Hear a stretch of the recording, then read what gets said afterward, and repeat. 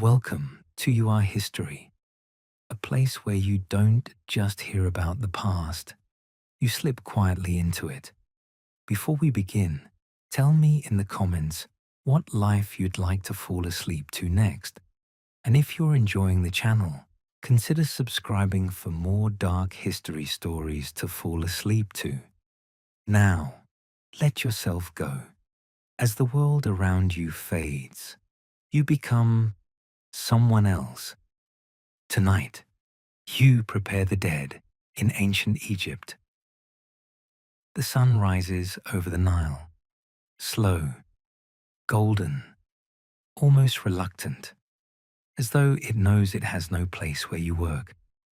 It warms the reeds along the banks, the mud brick houses of Thebes, the fields where farmers bend and laugh and call to one another across the water.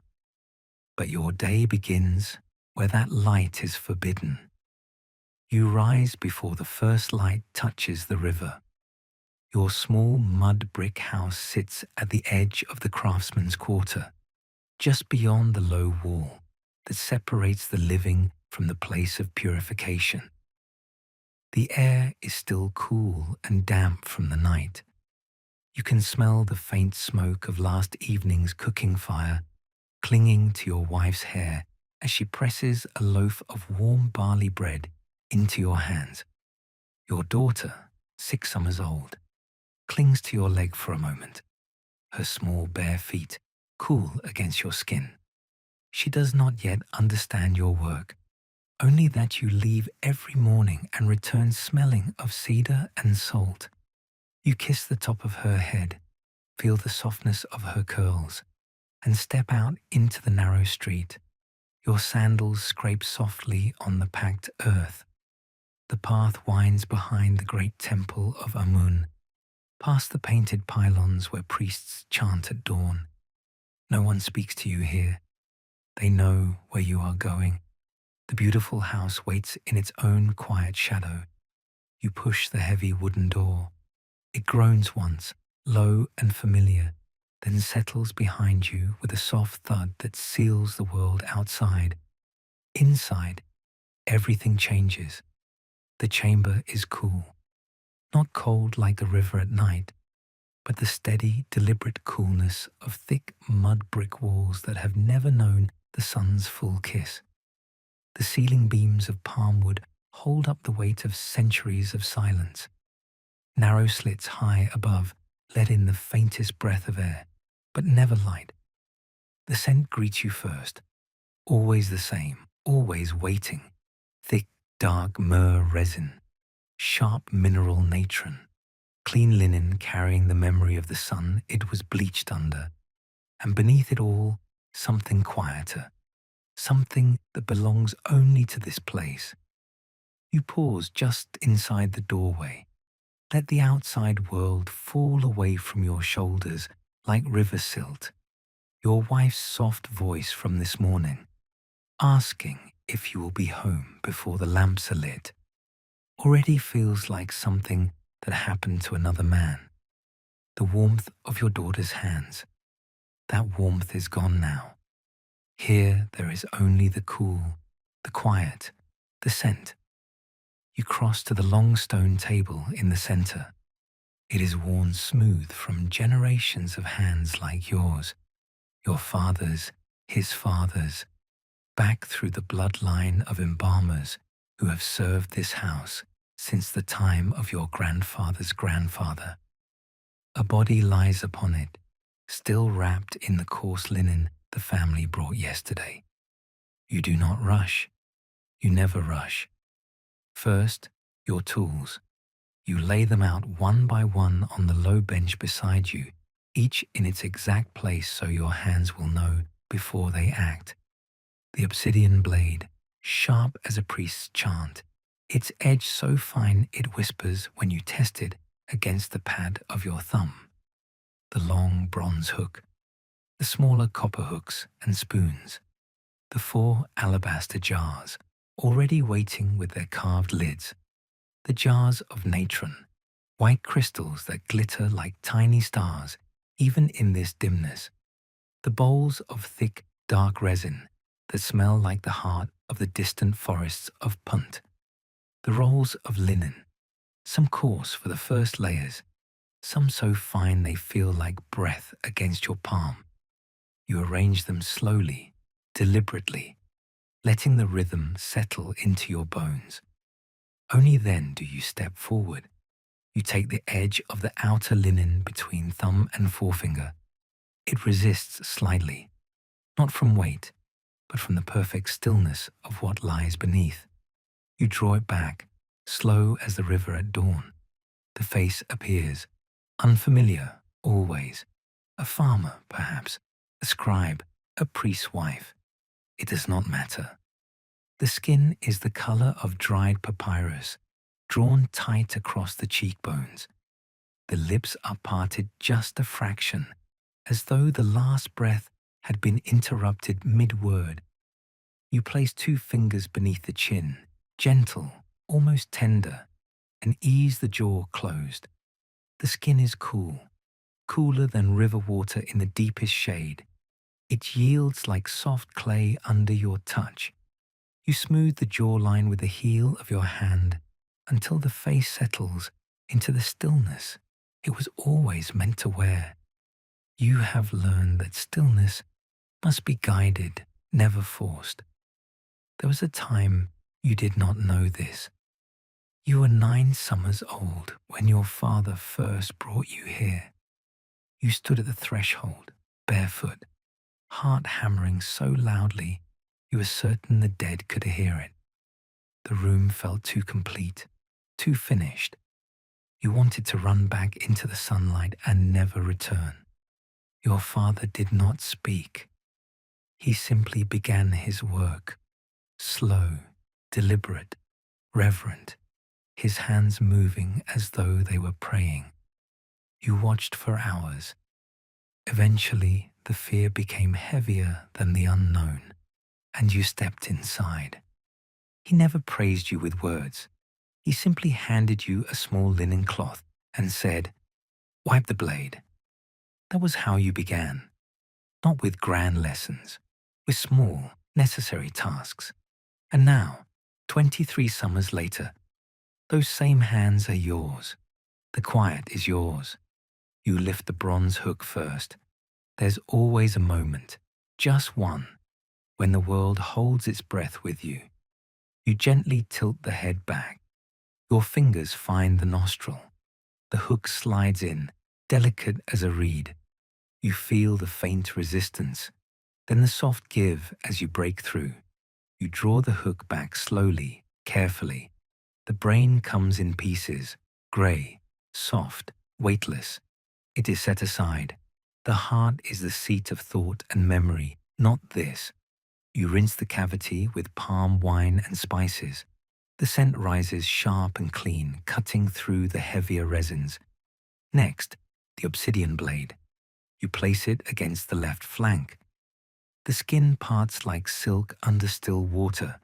No blood now, only the cool, waxy weight of what has already begun its journey. You slide your hand inside. The warmth is gone, but the body still remembers shape.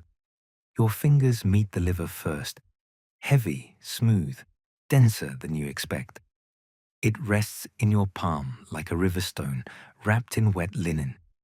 You support its full weight carefully, easing it free with slow, circling motions so the membranes release without tearing.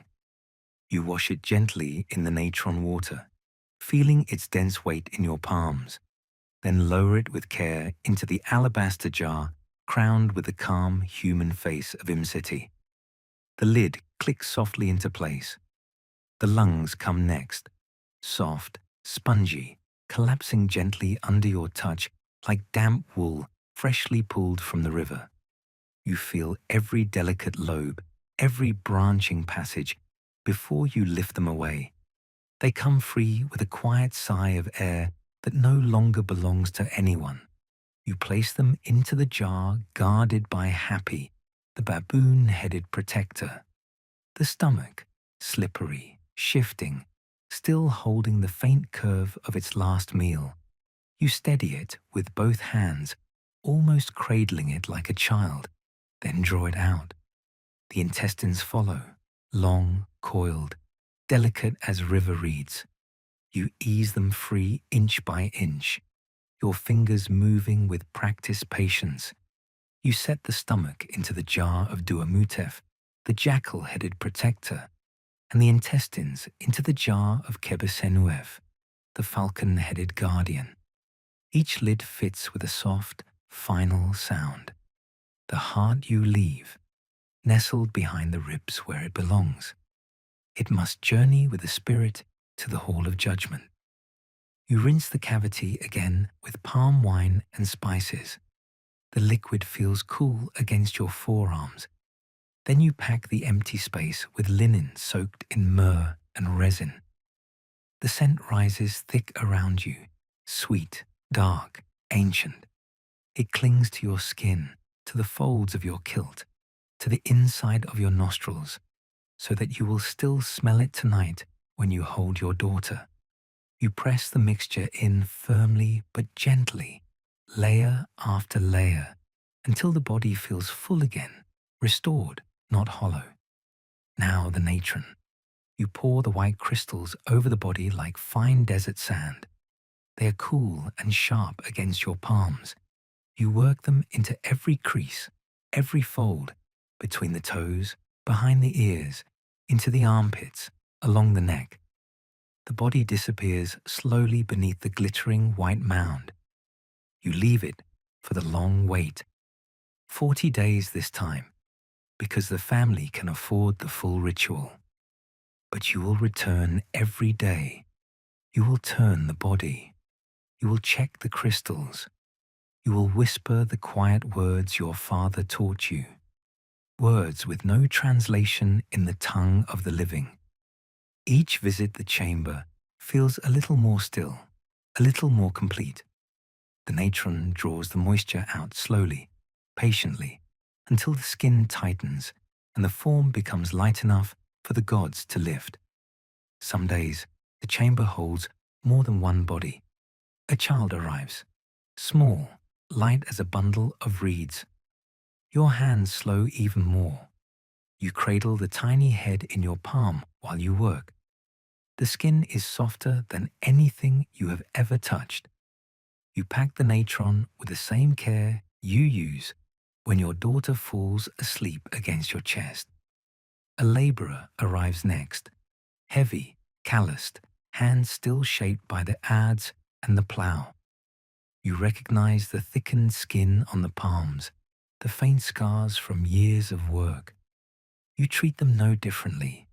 Here, there is no rank, only form, only the journey. Sometimes the priests come while you work. You hear them before you see them, sandaled feet in measured rhythm on the stone path outside, low voices chanting the ancient spells. They stand at the threshold, watching. You feel their eyes on your back like warm oil. You continue. Your blade does not hesitate. Your hands do not tremble, because you know what they do not. The outcome is the same whether the one on the table was a vizier or a slave. The linen will wrap them all the same. The resin will seal them the same. After the 40 days, you return for the final preparations. You wash the natron away with clean water. The body is light now, dry, almost weightless. The skin has the texture of old papyrus, smooth, slightly leathery. You anoint it with oils and resins. The liquid is warm and sticky as it drips between your fingers like dark honey. You massage it into the limbs, the torso, the face. The scent fills the chamber completely. Now the wrapping begins. You start with the fingers and toes, each one separately, because every part must be protected. The linen is fine and cool against your palms. You wind it slowly, layer after layer, smoothing every wrinkle with the flat of your hand. Resin is brushed between the layers, warm, thick, sealing each turn. You move up the limbs, then the torso. Hundreds of yards of linen pass through your hands. Protective amulets are placed as you go. The scarab over the heart, the pillar of stability along the spine, the 4 guardians at the corners. The priests step forward now and then, speaking the words, placing their own symbols. You feel their presence, but do not pause. Your rhythm is older than theirs. When you reach the face, you always pause.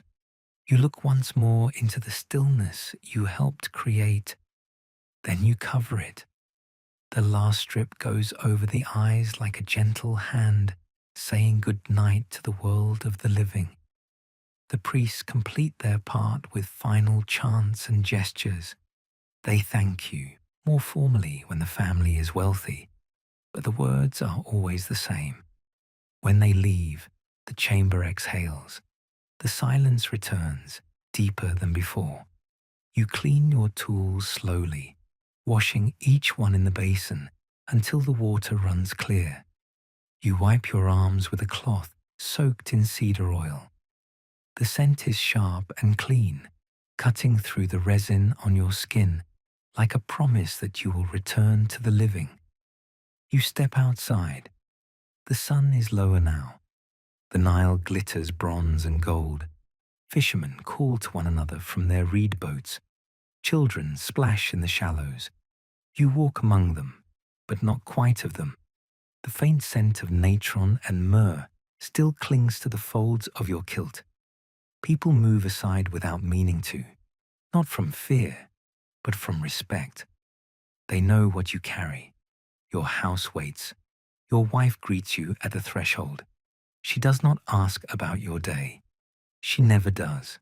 Instead, she presses a bowl of warm beer into your hands and rests her forehead against your chest for 3 slow breaths. You smell bread and sesame on her hair, life, movement, warmth. Your daughter runs to you on bare feet. She leaps. You catch her. Her small body is hot from running. Her laughter bright as the sun you cannot bring into the chamber. You lift her high, spin her once, then set her down so she can show you the tiny clay hippopotamus she made. Sit on the low bench outside the door, while the sky turns the color of ripe dates. You eat flatbread and lentils and listen to your wife tell you about the price of grain and the new calf born to the neighbor. You smile. You speak when you must. But part of you remains in the cool stone room behind the temple. That is all right. You have learned to carry both worlds inside the same chest. Later, when the lamps are low and your daughter sleeps curled against her mother, you sit alone on the roof. The stars are thick above the Nile. You feel your own breath, slow, steady, the same rhythm you have guided into stillness so many times. You do not control it. You simply notice the space between each rise and fall, the quiet, and slowly the understanding comes again, the way it always does at the end of the day. You are never only preparing bodies. You are preparing return. You are learning that nothing ends. It changes. It settles. It continues. One day, perhaps soon, perhaps many seasons from now, you will lie on that same worn stone table. Someone whose name you will never know will place their hands where yours have been. They will close your jaw with the same gentle pressure. They will draw the bronze hook and the obsidian blade with the same steady motion. They will not know your name. They will not need to, because what you are is not your name, not your body, not the years you spent walking between the living and the dead. You are what continues. The Nile moves below you, dark and eternal. Your breath rises and falls, and you are already part of it, always. The chamber grows quiet around you now. The linen settles, the resin cools, the stars keep watch. You have done enough. Breathe in and out. Rest. And slowly leave this life behind and return to yourself. If you'd like to drift through another life again, you're always welcome here. Until then, rest well, and I'll meet you in another life.